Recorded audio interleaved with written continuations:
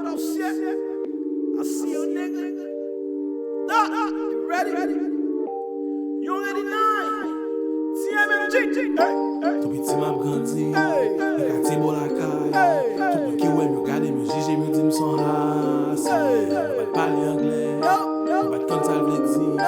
Tout le monde qui comprend me ouais tout les capit ma vie saute dans misère c'est race. Nigga, call me, hey. Pousye Jeffy, put him, Samye, up to nigga. Nigga, call me, hey. Pousye Jeffy, put him, Samye, up to nigga.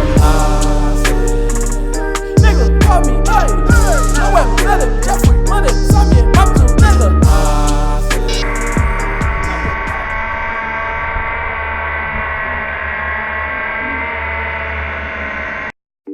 I see it.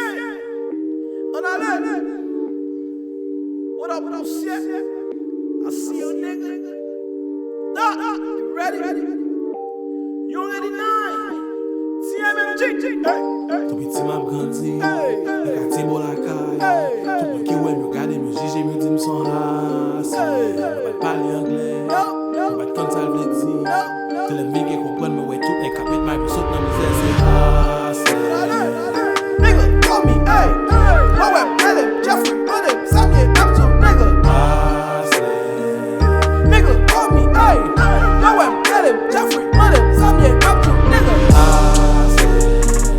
Nigga, call me, hey. Pousye Jeffy, put him, Samye, up to nigga.